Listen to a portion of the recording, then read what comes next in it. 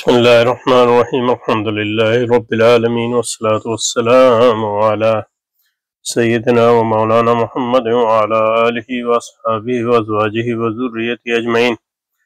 اللهم ربنا أرنا الحق حقا وارزقنا اتباعه وأرنا الباطل باطلا. اللهم أرنا الحق حقا وارزقنا اتباعه وأرنا الباطل باطلا وارزقنا اجتنابه. اللهم أرنا حقائق الأشياء كما هي ربنا زدنا علما وعملا وإخلاصا يا رب العالمين. اللهم انصر أولياءك في مشارق الأرض ومغاربها. اللهم ألف بين قلوبهم وأصلح ذات بينهم وسدد رميهم وسدد رأيهم وسدد خطاهم وانصرهم على عدوك وعدوهم إنك على كل شيء قدير. اللهم فرج عنا وعن إخواننا في مشارق الأرض ومغاربها.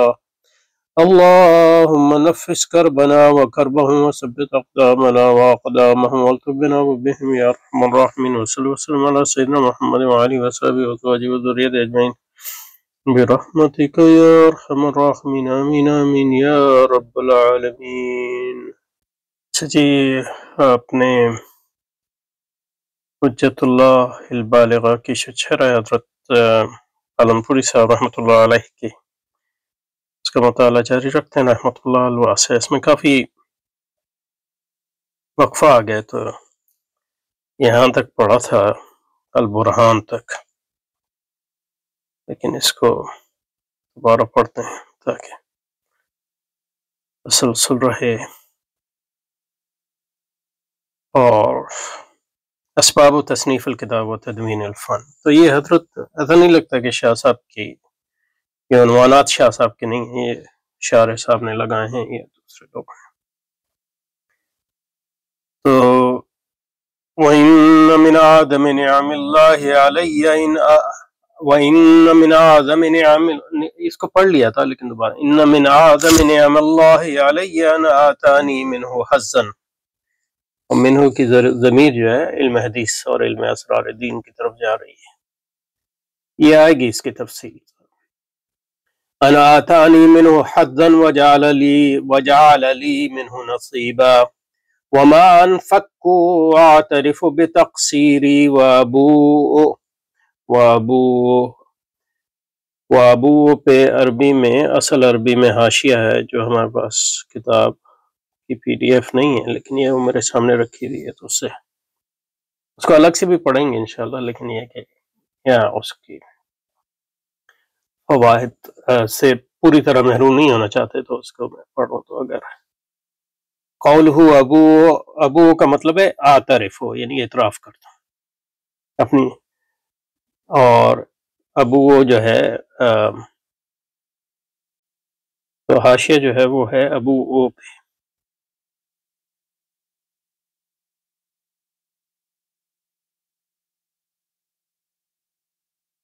اور اس کا ماضی جو ہے با یبو باون باب نصرہ سے ہے حضرت کے مطابق.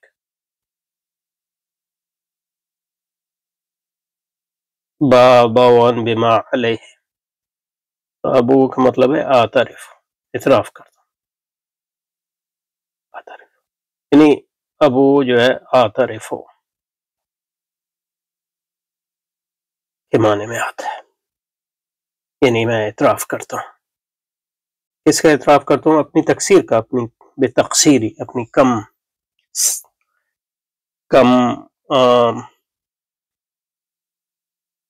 ہمتی کا، اپنی کم علمی کا.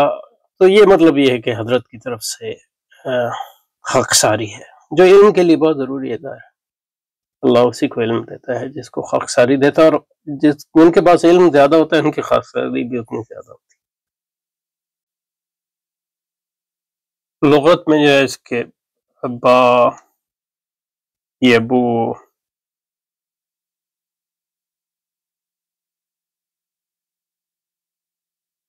اس کے اور بھی حضرت نے ایک ہی مصدر ذکر کیا ہے، لیکن لغت میں اور بھی ہیں مصادر اس کے. بو بھی اس کا ہوتا ہے، اور باو عن. حضرت نے بوان ذکر کیا، اور دوسرا بوان بھی آتا ہے۔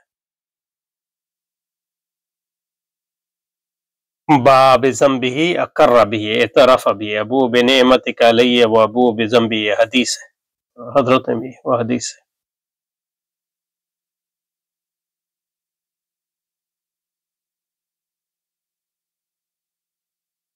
قرآن مجید میں بھی آیا ہے، مثلا سورہ بقرہ باب ما علیہ احتملہ واعترف بھی، سورہ بقرہ میں ہے، وباؤ بغضب من اللہ رجعوا به اثار علیہم،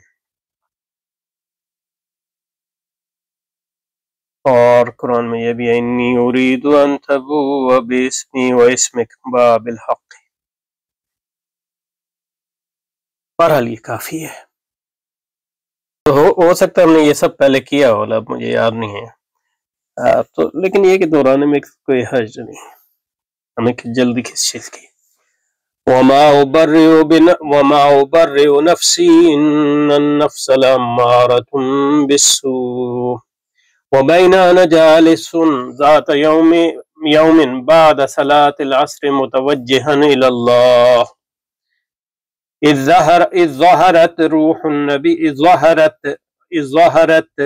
روح النبي الكريم الأمين صلى الله عليه وآله وسلم۔ تو اپنا خواب تو نہیں کہیں گے، یہ اس کو کہتے ہیں یہ خواب، یہ بیداری کی حالت میں جو آتے ہیں، تو یعنی نماز عصر کے بعد جو ہے حضرت شاہ ولی اللہ جو ہے فرما رہے ہیں کہ میں بیٹھا ہوا تھا اور اللہ کی طرف متوجہ تھا، یعنی عبادت ہے وہ بھی توجہ، تفکر، اور اسی عالم میں، تو ظاہر اللہ کی طرف متوجہ بیٹھے تو یہ ہیں کس عالم میں، تو یہ خواب تو نہیں ہے، کیونکہ خواب تو نیند میں آتا ہے، لیکن اس کو ایسے بھی خواب ہوتے ہیں جس کو کہتے ہیں یہ قضا، یعنی جو بیداری کی حالت میں آتے ہیں، تو اس لحاظ سے خواب کہہ سکتے ہیں، لیکن یہ کہ یہ ایک اللہ کی طرف متوجہ ہوئے، اور ظاہر متوجہ پوری توجہ ہے اس عالم سے، وہ علامہ اقبال نے فرمایا نا کہ کرتی ہے دو عالم سے بیگانہ، اور کوئی اس قسم کا جب چیز ہے لذت آشنائی، تو اس حالت میں ہے، تو اس حالت میں جو ہے رسول اکرم کی روح آپ پر ظاہر ہوئی، حضرت شاہ ولی اللہ پہ، اور آپ کو ڈھانپ لیا، رسول پاک کی روح نے فرمانا ہے، وَغَشِيَتْنِي مِنْ فَوْقِي بِشَيْءٍ خُيِّلَ إِلَيَّ أَنَّهُ سَوْفَ أُلْقِيَ عَلَيَّ، اور اس روح نے آپ کو ڈھانپ لیا اوپر سے کسی چیز سے، اور ان کو ایسا لگا کہ وہ کپڑا ہے کوئی، وَنُفِسَ فِي رُوعِي، اور میرے قلب میں یہ پھونکا گیا، اب رسول پاک نے پھونکا یا رسول پاک کی برکت سے فرشتے نے پھونکا، یہ مجہول ہے، نفسا اس کا فاعل جو ہے یہاں ظاہر نہیں کیا، لیکن یہ فی تلک الحالت انہ اشارۃ الی نوع بیان للدین، تو مجھے میرے دل میں یہ اشارہ کیا گیا، یعنی الہام کیا گیا کہ یہ جو رسول پاک نے ان کو کپڑے سے ڈھانپ دیا ہے، یا رسول پاک کی برکت سے کسی نے ڈھانپ دیا ہے، وہ اس طرف اشارہ ہے کہ اللہ تعالیٰ ان کو دین کے حقیقت کے بیان کی ایک قسم، ایک خاص قسم جو ہے وہ عنایت کر رہے ہیں رسول پاک کو، دین کی تشریح اور بیان کی خاص۔ وَوَجَدْتُ وَنُفِسَ فِي رُوحِي وَتِلْكَ الْحَالَ أَنَّهُ إِشَارَةٌ إِلَى نَوْعِ بَيَانٍ لِلدِّينِ وَوَجَدْتُ عِنْدَ ذَلِكَ فِي صَدْرِي نُورًا، تو اس کے بعد جو ہے میں نے اپنے دل میں ایک نور پایا، ایک روشنی پائی جس سے ہر چیز جو ہے منور ہوگی، تو ہدایت بھی ایک روشنی ہے، اور علم بھی ایک روشنی ہے اللہ کی طرف سے، جو ان قلوب پر نازل ہوتا ہے جو پاک ہوتے ہیں اور جو اللہ کی طرف متوجہ ہوتے ہیں، اور پھر جو ہے لم یزل ینفسح کل حین، اور اس نور کی برکت سے جو ہے ان کا دل جو ہے کشادہ ہوتا گیا، اور ان پر حقیقت جو ہے واہ ہوتی گئی اس علم کے بارے میں۔ اور یہاں حاشیے میں فرمایا، حاشیہ نمبر 3 ہے کہ حاشیے میں فرمایا نفسا نفقہ، نفسا سے مطلب نفقہ، یعنی پھونکی گئی. نفسہ کا مطلب ہے، یعنی نفسہ کا مطلب ہے نفخہ، نفس. یہ اردو میں بھی استعمال ہوتا ہے. نفسہ، نون فے انسا، تو ماضی مجہول ہے. نفسہ اس کا مطلب ہے نفخہ، اور نفخہ بھی اردو میں استعمال ہوتا ہے، پھونکا گیا. نون فا خا، نفخ. نفسہ معنی ہو نفخہ. اور روح کا الروح، را واو عین، روح کا مطلب ہے بالضم القلب، دل. پھر دل پر یہ ظاہر دل سے مراد، قلب سے مراد جو ہے وہ گوشت پوش والا دل نہیں، بلکہ انسانی شعور کی کلیت ایک لحاظ سے. اور اس پہ بھی بات ہو چکی ہے کہ فی ہامش الاصل، جو اصل ہے، جو حضرت شاہ صاحب کا میرا خیال میں نسخہ ہے، اس کے حاشیے میں ہے، شاہ صاحب نے ہی لکھا ہو یا ان سے جنہوں نے پڑھا انہوں نے لکھا ہو، الثوب مناسبۃ الدین. تو اس میں آپ کو اس الہام میں یا اس کو جو بھی کہیں، آپ کو یہ ہوا کہ رسول پاک جو آپ کو کپڑے سے ڈھانپ رہے ہیں، تو کہہ رہے ہیں کہ کپڑا جو ہے وہ دین کی، کپڑے کو دین سے مناسبت ہے، کیونکہ حدیث میں آیا کہ رسول پاک صلی اللہ علیہ وسلم نے خواب میں دیکھا، اور رسول پاک کے خواب تو حق یعنی وہی ہیں، اس میں کوئی شک نہیں، کہ عمر رضی اللہ تعالیٰ عنہ، عمر رضی اللہ تعالیٰ یجر ثوبہ، کہ اپنا کپڑا گھسیٹ رہے ہیں. تو فَأَوَّلَهُ، تو رسول اکرم نے اس کی تعویل یعنی اس کے معنی یہ فرمائے کہ اس سے مراد دین ہے اور اس کا ایک تکمیل ہے. تو دین کا علم اور اس کی تکمیل جو ہے عمر کو اس سے خاص مناسبت ہے، دین کے فہم سے. تو اسی طرح جو حضرت شاہ ولی اللہ کو یہ کپڑے سے ڈھانپا گیا، اس سے یہ مراد ہے، اور ہو سکتی ہے کہ ان کپڑے سے مراد دین ہے، تو دین کے فہم سے آپ کو ڈھانپ دیا، اور دین کے فہم کی خاص قسم جو اس کتاب میں اس سے آپ کو نوازا گیا. تو اس کی طرف اشارہ ہے. اچھا جی. ثم الہمنی ربی بعد زمان ان مما كتبه علی بالقلم العلی ان انتهد يوما لهذا الامر الجلی وانه اشرقت الارض بنور ربها وانعكست الاضواء عند مغربها وانعكست الأضواء عند مغربها وأن الشريعة المصطفوية أشركت في هذا الزمان،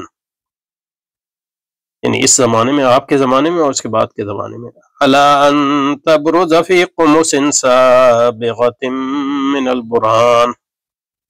قمص جو ہے جمع خمیس کی ہے، سابغہ مکمل، اور برہان جو ہے دلیل. عمومی طور دلیل کو کہتے ہیں، اور منطق میں ایک خاص قسم کی دلیل کو کہتے ہیں، لیکن یہ کہ یہاں اس سے مراد شرح میں دیکھیں گے حضرت کی شرح میں، لیکن یہ کہ جو ہمیں سمجھ میں آیا ہے اس وقت، اس سے مراد عمومی ہے صرف، اور منطقی دلیل اس کا حصہ ہے، لیکن یہ وہ پورا نہیں ہے. اس سے یعنی برہان منطقی دلیل سے زیادہ کی ایک چیز ہے، اس میں اور دوسری دلائل بھی آتے ہیں. ثم الہمنی ربی بعد زمان ان مما كتبه علی بالقلم العلی ان انتہد یوما لہذا الامر الجلی. جلی پہ بھی حاشیہ ہے. جلی کا مطلب امر، جلی کا مطلب واضح، یعنی یہ چمکتا ہوا واضح، یہ اردو میں بھی استعمال ہوتا ہے. الجلی پہ جو حاشیہ ہے اس میں فرماتے ہیں جلی کا مطلب ہے، جلی کا مطلب نہیں، جلی پہ جو حاشیہ لکھا ہے اس میں پہلے وہ چوتھا حاشیہ الجلی، علی علی علی یعنی علی مین اونچا، المرتفع اللہ کی صفت ہے، اور وہی نام بھی ہے، مطلب علی. علی سے مطلب مرتفع، اونچا، رفیع قدر. اللہ نے مجھ پہ الہام کیا ایک عرصے بعد، ان مما كتبه علی بالقلم العلی، کہ ان چیزوں میں سے جو اللہ تعالیٰ نے میرے بارے میں لکھی ہیں، یعنی مقدور کی ہیں، ان میں سے اور لکھی ہیں اپنے قلم علی سے. اپنے بلند اور مرتفع اور رفیع القدر قلم سے، ان میں سے ایک بات یہ ہے کہ میں ایک دن اٹھوں اس کام کے لیے، یعنی اس کتاب اور اس کے علوم، اس میں جو علم ہے اس کی وضاحت کی۔ اور الجلی کا مطلب حضرت نے لکھا ہے الواضح، حاشی میں الواضح۔ جلی کا مطلب کیا ہے؟ واضح۔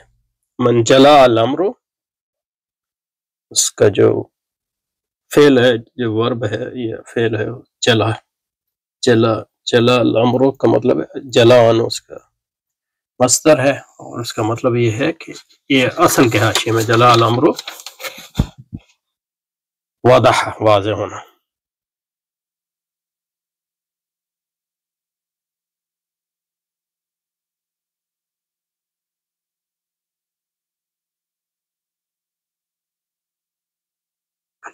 وفی ہامش الاصل، اصل کے حاشیے میں کوشفت بعینی الثابتہ فوجدت فی الانتحاد لہذا الامر، تو مجھ پہ کشف ہوا، یعنی مجھ پر منکشف کیا گیا، کشف ہوا کہ میں اس کام کے لیے اٹھوں گا، اور یہ اللہ نے میری قسمت میں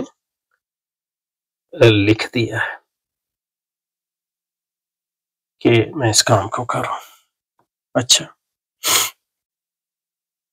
ثم ألهمني ربي بعد زمان أن مما كتبه علي بالقلم العلي أن أنتهد يوما لهذا الأمر الجلي، وأنه أشركت الأرض بنور ربها وانعكست الأضواء عند مغربها، وأن الشريعة المصطفوية أشركت في هذا الزمان على أن تبرد في قمص سابغة من البرهان۔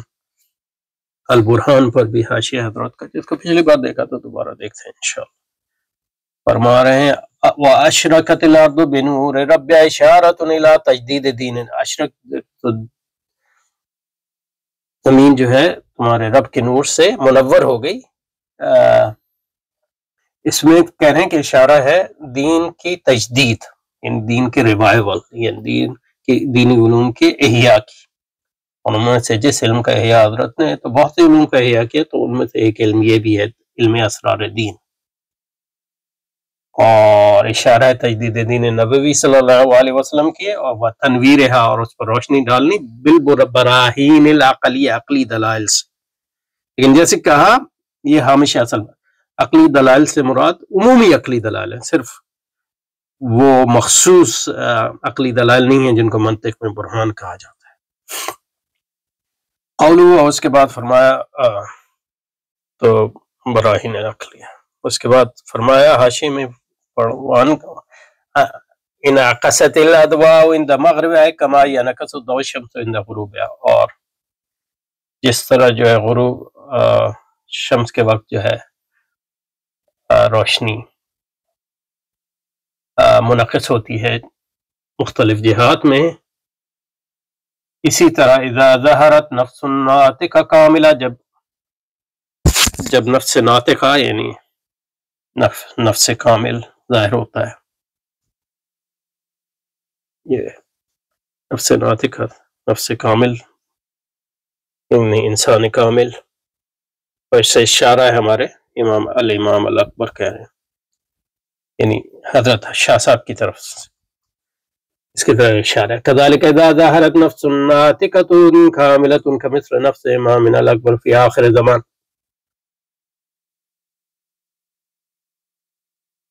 وتنزلت النفس الکلیۃ لها، اور اس پر نازل ہوا نفس کلی، نفس کلی یعنی حقیقت انسانی، انسان کامل۔ اب امام اکبر سے یا شاہ صاحب بھی مراد ہو سکتے ہیں، اور ان کا پورا سلسلہ بھی مراد ہو سکتا ہے۔ تنعکس العلوم المرکوزۃ فی النفوس الناطقۃ للکاملین المکملین الذین مدعوا،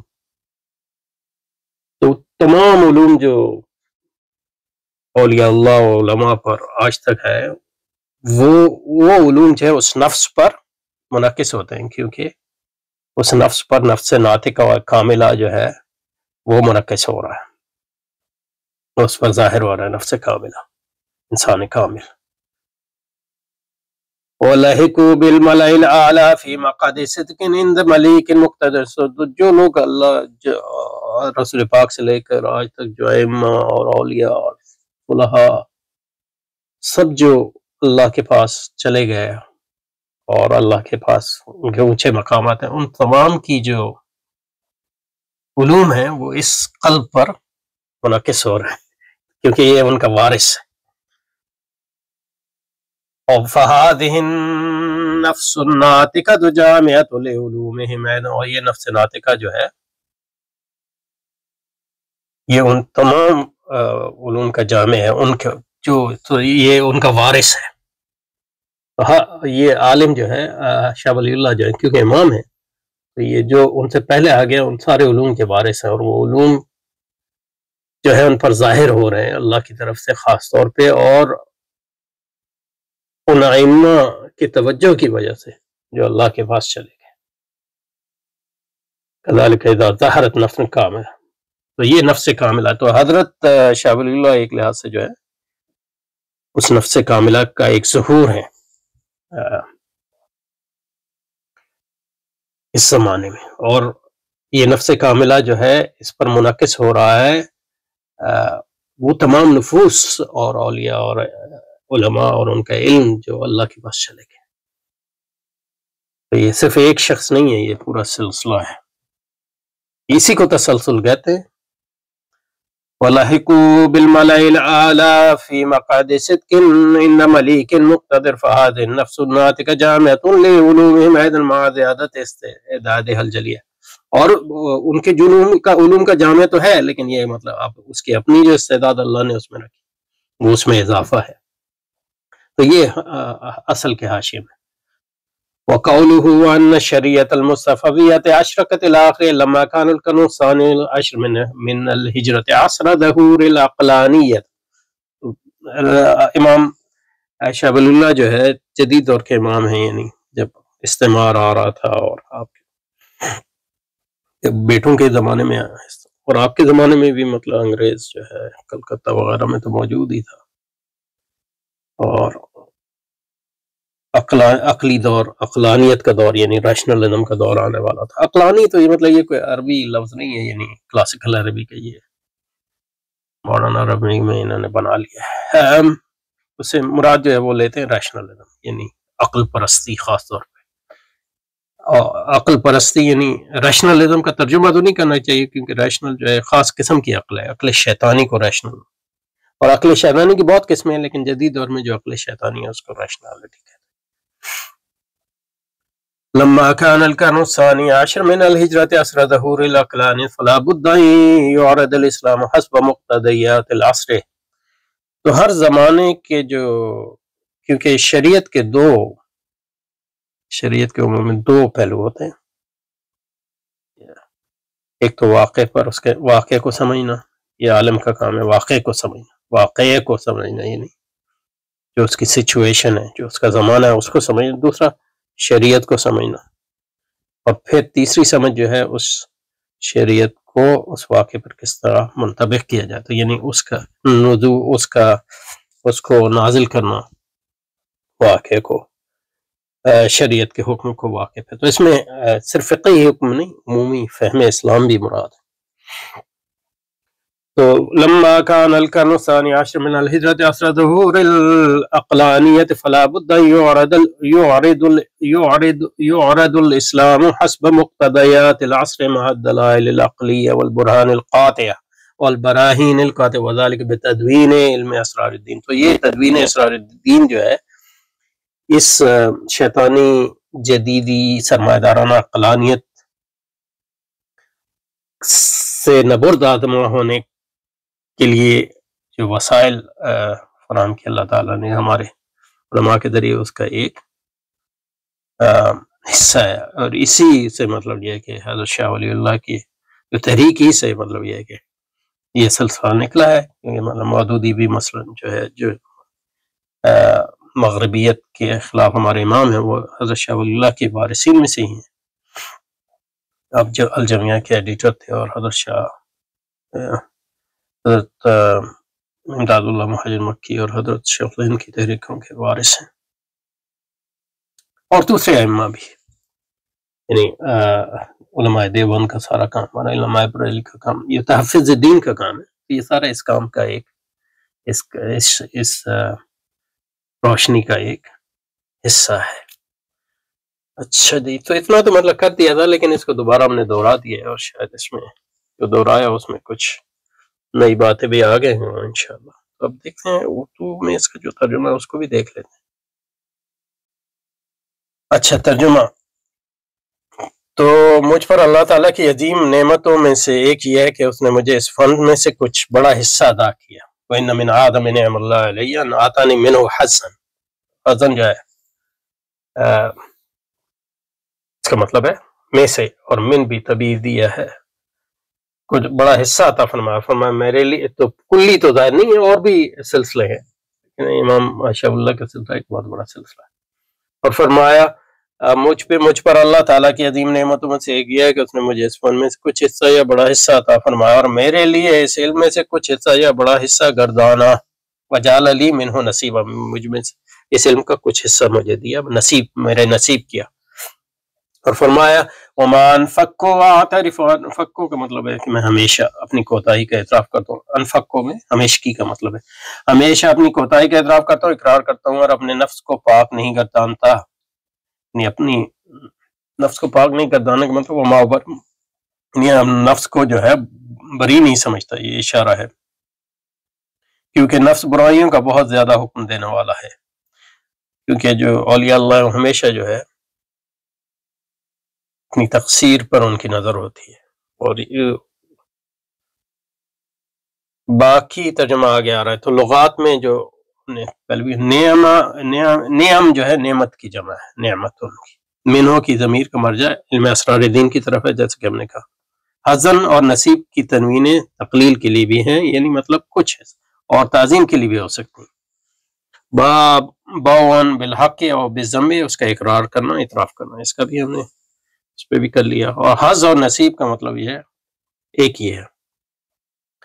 تشریح: اللہ تعالیٰ نے حضرت شاہ صاحب کو فن حکمت شریعہ کا وافر حصہ عطا فرمایا، جس پر ان کی یہ کتاب شاہد عدل ہے، مگر اس کا اظہار بڑا بول تھا، اس لیے وما انفقو الی آخری سے استدراک کیا ہے کہ میں اپنی کوتاہی اور ہیچمدانی کا ہمیشہ ہی اقرار کرتا رہا ہوں، یعنی مذکور بات فخر اور بڑائی کے طور پر نہیں بیان کر رہا، بلکہ اللہ کے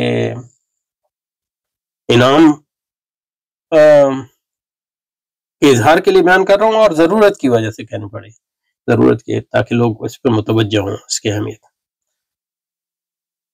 پھر فرمایا کہ ہاں، اس معذرت خواہی کی بھی میں بھی نفس کی شرارت ہو سکتی ہے، تو اولیاء اللہ ہمیشہ جو ہے اپنے آپ کو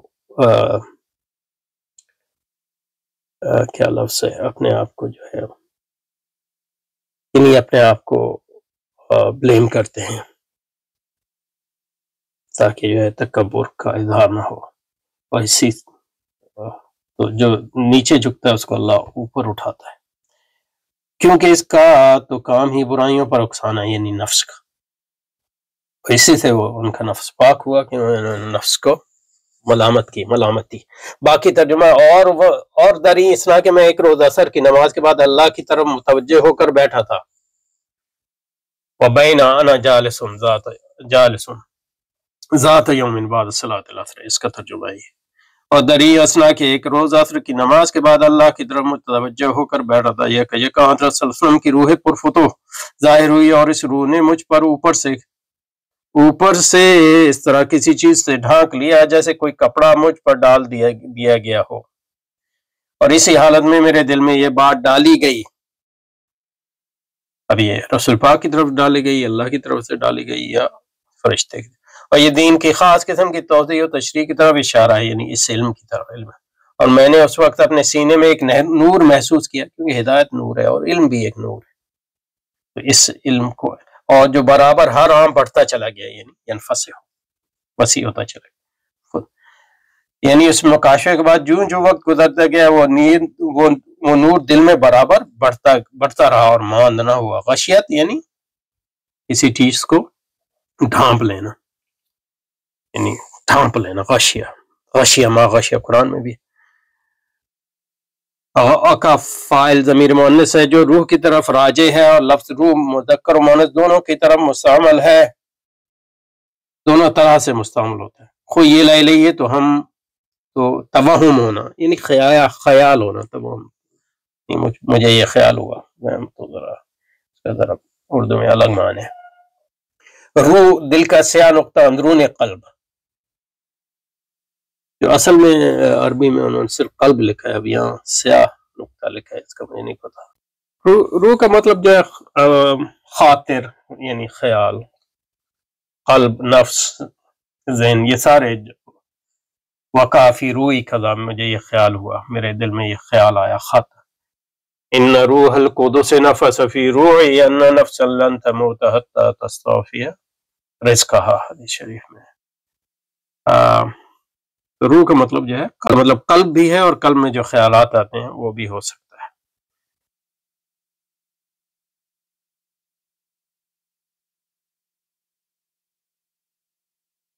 اور روح کا مطلب ہلا ہے یعنی خوف، فضا۔ روح کا مطلب روح جمع اس کی اور جمع روح ہے جمع ارواح کی، اور روح آلسو ہے جمع رایا کی، روح کے کئی بار۔ روح کا مطلب جو ہے قلب ہے یا قلب میں آنے والے، دل ہے یا دل میں آنے والے خیالات۔ اب سیاہ نقطے کا مجھے یہ یہاں فرمایا، عربی میں تو فرمایا نہیں، تو اس کا مجھے کوئی تیقن نہیں ہے۔ باقی ترجمہ کچھ عرصے بعد میرے پروردگار نے مجھ پر الہام فرمایا کہ اللہ تعالیٰ نے جو باتیں قلم بالا کے ذریعے میرے ذمے لکھ چکے ہیں، ان میں سے ایک یہ ہے کہ میں کسی نہ کسی دن اس اہم کام کے لیے اٹھوں گا، یعنی اس علم کو مدون کروں گا اور اس کی تشریح اور یہ کہ اپنے زمین اپنے پروردگار کے نور سے منور ہو جائے گی، اور روشنیاں بوقت غروب پلٹ جائیں گی۔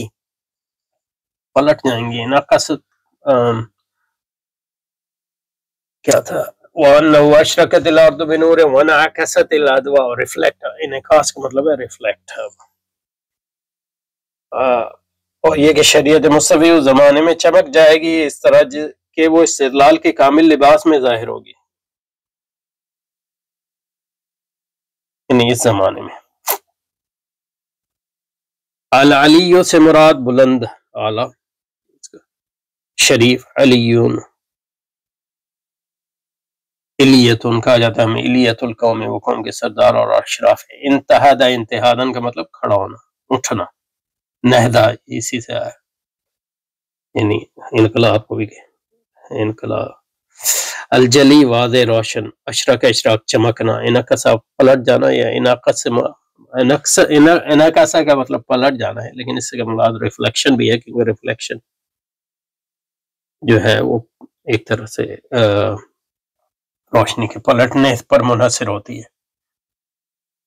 برز، بروزن یعنی ظاہر ہونا۔ انعکاس کا مطلب یہ ہے کہ کسی چیز کا اثر ظاہر ہونا بھی اس سے مراد ہے۔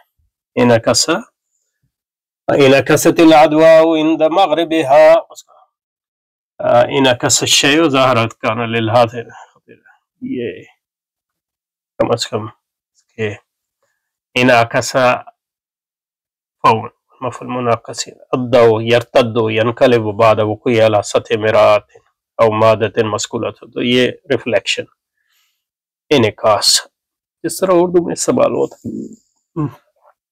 انعکست علی ملامح وجہ آثار التعب والعیاء، یعنی اس کا مطلب ظاہر ہونا۔ برزت ارتداد، کسی چیز کا ظاہر ہونا، عکس وغیرہ، یہ سب ان معنوں میں۔ اچھا جی، تشریح۔ 12ویں صدی ہجری میں زمانہ کروٹ لے رہا تھا، اقلیت پسندی کا دور شروع ہو رہا تھا، اس لیے ضروری ہو گیا تھا کہ دین اسلام کو زمانے کے تقاضوں کے مطابق اس سے یہ نہیں سمجھنا چاہیے کہ زمانے کے تقاضوں کے مطابق دین کو بدلا جائے، بلکہ اس سے مراد یہ ہے کہ جیسے کہ میں نے فرمایا، دین جو ہے ایک تو اس کا حکم ہے، دوسرا اس کا حکم ہے انطباق، تو واقع پہ ہوتا ہے۔ جب واقع کو نہیں سمجھیں گے آپ تو انطباق کیسے کریں گے؟ تو واقع کو سمجھنا جو ہے دین کے فہم کا حصہ ہے، تو اس لیے تقاضوں کے مطابق پیش کیا جائے کا مطلب یہ نہیں ہے کہ دین کو بدلا جائے نئے اعتقادوں، مطلب یہ ہے کہ دین کا فہم جو ہے، کیونکہ دین جو ہے واقع پہ انتباہ کے لیے آیا، تو واقع کو سمجھے بغیر دین کا صحیح فہم اس واقعے کے تناظر میں نہیں ہو سکتا. تو اس کو دین کو پیش کرنا اس طرح کہ اس واقعے کا حل ہو، اس کا جواب ہو، اور اس کے مسائل کا حل ہو، اس کا مسائل کا جواب ہو، اس کے ممکنات کا حل بھی ہو، صرف مسائل نہیں.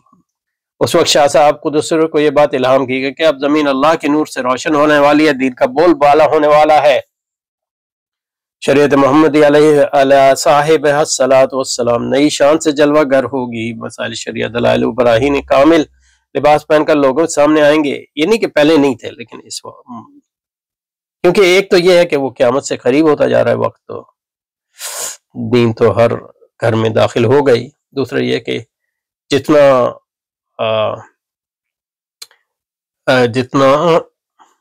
کیا کہتے ہیں پرابلم یا مسئلہ، یا جتنا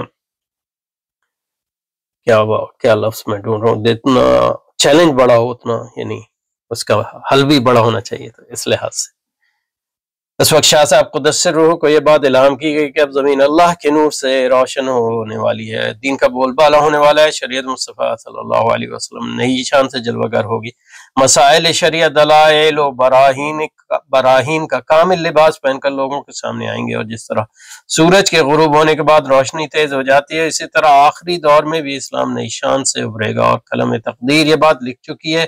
یہ کام بہرحال شاہ صاحب کا قدس سرہ سے لے جائے گا. اسی الہام کی تعبیر یہ کتاب حجت اللہ البالغہ ہے. جیسے میں نے کہا کہ الہام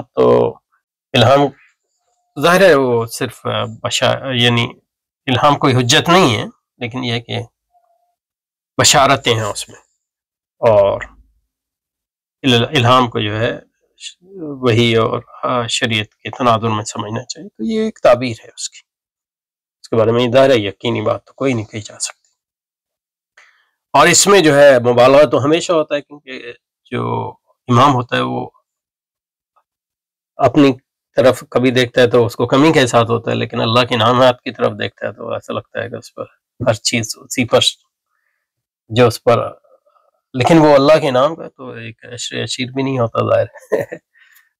تو وہ پہلو بھی رہتا ہے. یہاں تک پہنچ گئے ہیں، تو اگلی بار اس سے حضرت امام حسین کو جو آپ نے دیکھا خواب میں مکہ میں بعد میں،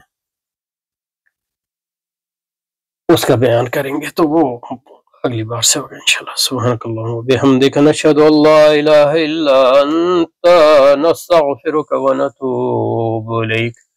اللہم صلی علی محمد وعلى آل محمد كما صليت على إبراهيم وعلى آل إبراهيم إنك حميد مجيد. اللهم بارك على محمد وعلى آل محمد كما باركت على إبراهيم وعلى آل إبراهيم إنك حميد مجيد. سبحانك اللهم وبحمدك، نشهد أن لا إله إلا أنت، نستغفرك ونتوب إليك.